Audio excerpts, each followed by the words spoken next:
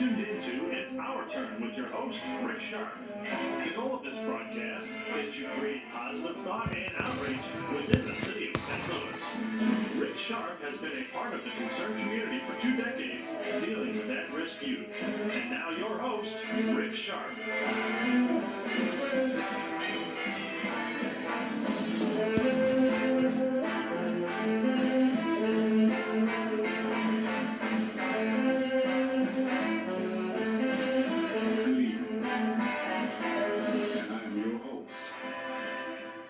Sharp.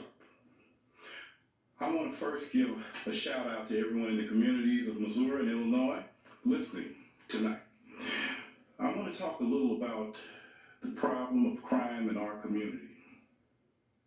I know a lot has happened since the shooting of Michael Brown, which has polarized both the African American community and law enforcement. I want to first say this was tragic, especially as I feel that there could have been other ways of dealing with Mr. Brown. But what I also want to deal with is for every police shooting of a young black, there are twice to multiple the murders, which are black on black. I can't think of a time, almost every morning I turn Fox News on or KMOV and I'm seeing 2 or 3 murders in the St. Louis area. I feel you can't deal with the issue of violence in our community unless you're willing to look into your own house first. I will say this, of the many crimes in the black community on the Missouri side, especially many offenders have family members or friends who know whom the perpetrators are. In order for crime to take a drastic drop, we have to be willing to come together in town hall meetings as well as marches and take what I call the bitter fruit. People have to be willing to turn in their sons, nephews, daughters, whomever they know are perpetrating crime. People have to step up and stop Step up and stop taking so-called hush money. The 50s and the 60s, during the height of the civil rights movement, black people showed true courage and grit. They stood against fire hoses, dogs, police. They picketed Jim Crow establishments. There was courage, commitment, correctness. The mission was accomplished, but decades later, there's another threat, more insidious. That threat, just as lethal as the one during the Jim Crow era. I have seen the enemy, and it is us. As long as good men do nothing, evil will exist. If we could show conviction and courage during the terrors of the lynchings, burnings, bombings, shootings, we stood firm and held tight together. We held tight to each other and our beliefs in each other and in God. Decades later, we face an enemy that can wipe our children and everyone else out. Are we still the powerful people who made the history and the history books and encouraged others to do the right thing? Or are we less than a pitiful shadow of ourselves? I want everyone in the sound of my voice to think about this. Please think about this. Think about it. Think about Tamala Bolden. I want people of this race, our race, the African American race, especially those who pull the trigger to take a life, and those who sometimes harbor those who do the crime, whether out of fear or because they take money to hush up. Think of the fear of the man who was shot, whether by accident or not. Think of the fear of someone sitting in their home, not harming anyone. I am asking even those who are fearful to be courageous. Don't let this keep happening. We need to regain the conviction and rightness we had not that many decades ago. We talk about the heinousness of the white policeman who shot an armed young black man. Well, a couple of weeks ago, there was a young man, two young men, who police confronted while trying to search a home. One of the young men aimed at the police and ran. He aimed with a gun. And as he fled, he was shot and killed. We need to look at the culture that many young black men are raised in, where rap videos many times have shown guns and rebelling against police to be an in thing to do. A number of times going and coming from work on the Metro train, I think they call it Metro Link in St. Louis, I have heard young black men brag about going to jail or prison like it was a college or a university. These young men have been raised in a culture of violence, many of them. I grew up interested in martial arts, movies, sci-fi, the theater, loved to travel. My family wasn't always able to at that time when we were coming up. Now in my middle-aged years, I still pursue many of these things. And now I get a chance to travel a lot more. I have interest in them. I do truly believe you are what you eat. In this case, what you read and actively pursue. Many of my friends, though not exactly like me, also chose positive outlets. Many young blacks have rap, which is many times abrasive, raw, and violent. And the friends and associates around them also have the same music and same lifestyle. If you want better, you have to pursue it. If you want better, you have to pursue it. Not the street. Until many young blacks and those in positions to make a positive difference, whether they be mom and dad, uncles and aunts, as well as educators, until they make a positive difference, we will continue to have senseless crime. I want to also mention the way that a lot of our young men talk to young women today.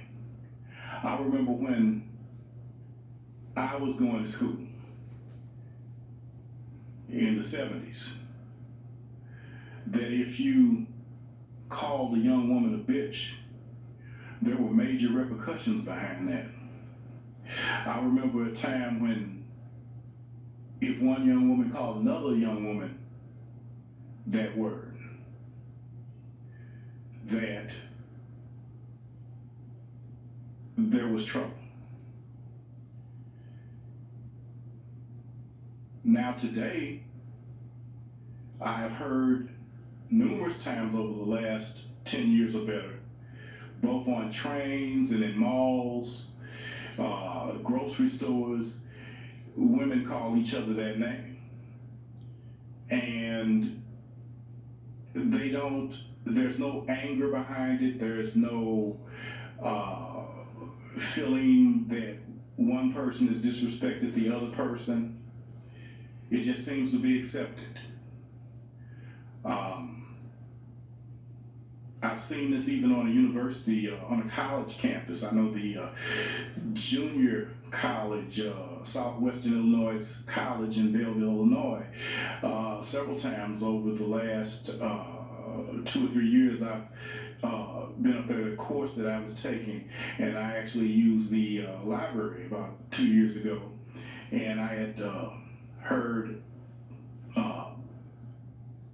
an African American young man, and I guess it was his friend, along with a young woman that was with them in the computer lab, and there was a lot of back and forth, profanity, and the young man called the young woman out of her name, called her the B word, and she laughed. She laughed about it. I think things have done a complete turnaround over the last 30 years. And as I said before, earlier, there was a time that if you use those type of words on a person, they would get angry, and there was a problem with that. But when this young man said that, it just seemed to, it was like they were teasing. She called him a similar name back, and they laughed and joked, and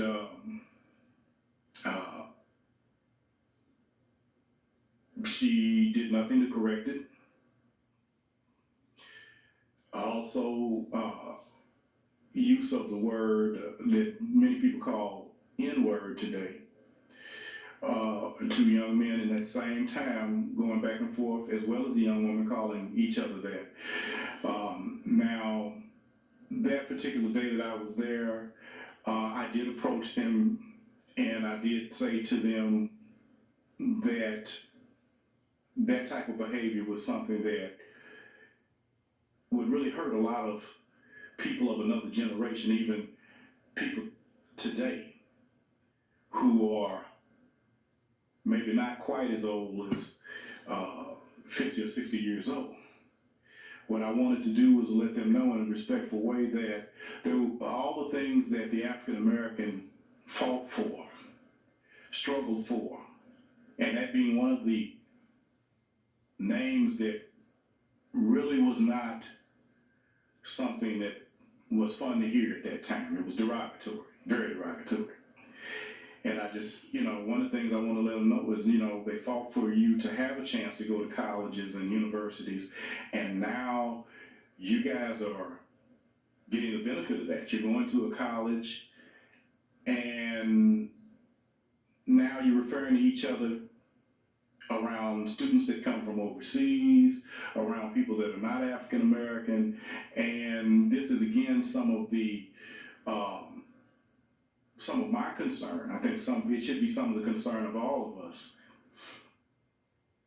I put it in a category similar to the issue of us as a people being upset when a young black man or a black man of any age is shot, and it happens to be a police shooting. And like I said earlier, we get upset about that, but yeah, not saying we don't get upset about black on black crime, but it just seems to send us to a whole nother level when it's a white officer.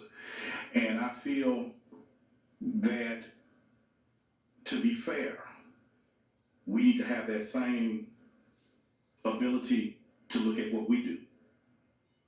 Not just, when we're talking about the issue of shooting blacks and so forth, but also in our codes of conduct, how we treat each other on a day-to-day basis. A lot of times I've run into a lot of our young black men, a lot of our young African American men, several times over the last couple of years. If I looked at them a certain way certain times. Some you get specific guys, sometimes they get angry and, what are you looking at? And I've had that happen a couple of times where I told them, I said, look, I'm no threat to you.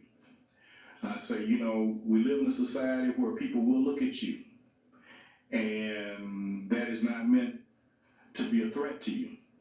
And I think that a lot of our young men have for so long, especially in urban society, had to deal with the abrasive and aggressiveness out here on the street from their peers and other things within their family, that it has gotten to a point where for anybody to look, especially if it's another man looking at them, they get polarized, they get angry. And like I say, I've had that happen a few times. Nothing major happened behind it. I was able to talk to that young person. And one of the things I expressed to them was that you have to not explode, but begin to think. Don't explode and be ready to fight. And I think what happens today is it's much more not thinking and more exploding and getting ready to go to fisticuffs or pull a gun nowadays, more so. We have to think about our actions and the actions of others as well. But again, like I said earlier, we have to deal with the problems we have within our own community. And I think we have a lack of parenting. I think a lot of people who have children are ill prepared to have children. I think a lot of people never learned what it was to be a dad or a mom. And laying down and then having children, there's not enough understanding of all the consequences that come with that. We have a lot of that going on in our community too, as far as a lot of the need for the men to pursue the women for the wrong thing. I think we need to begin to also look at the fact that our mothers are women. That's how we got here. A lot of things that young men say to women today is not something that those young men would really want another man to say to their own mom or their sister. Again, we have to have a fairness in all this. In order to begin to get out of this, we have to deal with things, as I said earlier, the bitter fruit. We have to deal with these things that we may not necessarily want to hear, but whether we want to hear them or not, they're going on.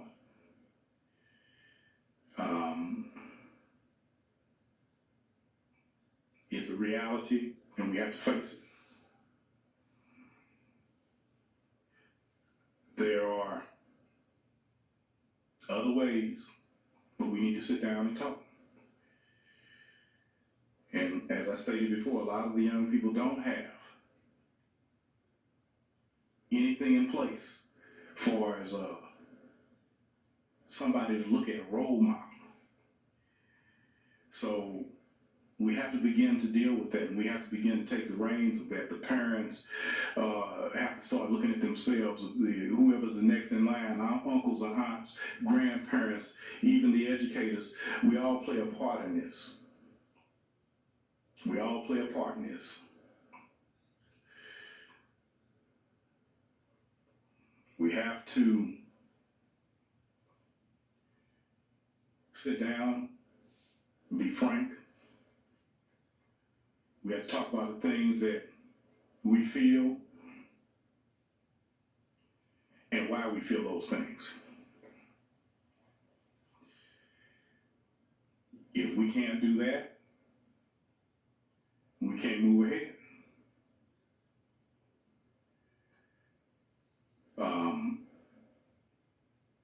There's no other way. We just have to be real with it. We have to be real with ourselves. If you don't know how to talk to each other, and you explode all the time, this is one of the things that leads to the almost epidemic situation, I feel, of every week numerous blacks being killed by other blacks.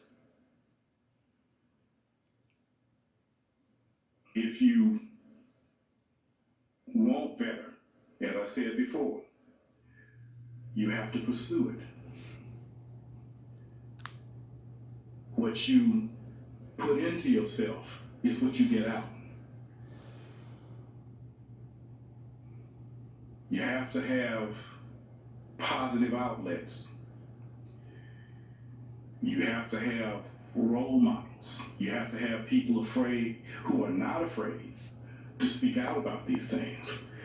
And as I said earlier, you have to have people who are willing to stand up when we have those issues of crime in the community and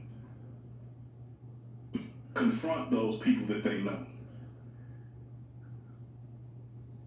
that have committed some type of crime or injustice. We have to do away with the no snitch law, the unspoken law. If we had that in place during the period of persecution and prejudice that blacks went through in the South and other sectors of the United States, we would not have ever gotten free of being bound by Jim Crow laws. We have to take that same fire where we got up and we said, I deserve better. I deserve better, and I want my rights, and I'm just as human, I'm just as good as the next person, regardless of what you may think. And we have to take that energy we had in the civil rights period, and it has to be transferred into our communities. We have to transfer that type of fire we had. Each and every one of us, all those people that are marching today, some of these people already have a lot of that fire, but we need to get that fire, all of us. We have to get that fire, and we have to be able to turn around and say, no more.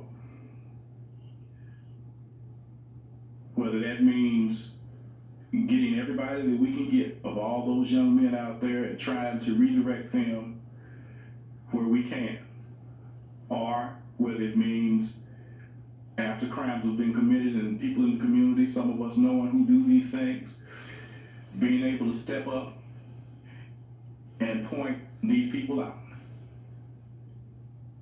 Right now, with the shooting and death of Tamala Bolden that happened recently, police are asking, the family is asking for any information that would lead to the apprehension of the people that did this. Well, I'm going to say this, anyone within the sound of my voice, when you talk about being black and you talk about being an African American, there are people out there who know, who do these break-ins, who do these shootings. We have to begin to truly, truly love ourselves. If you love yourself, you will not harbor anyone. If you love other people, you won't harbor anybody. You won't hide them away. You have to be willing to have the tenacity and the determination that so many African Americans all throughout history have shown. And we still have African Americans out there who are fighting the good fight. But in the St. Louis area, we need to get energized and we need to be for real. And we need to make people accountable within our community. Again, it is not the police who shoot and kill young African American men every day. We have to deal with that and be frank about it. I want to thank you for tuning in this evening, and I want to encourage you to tune in next Sunday. I want to thank everyone involved in this broadcast. And remember, do something for someone good. And it will come back to you. For our turn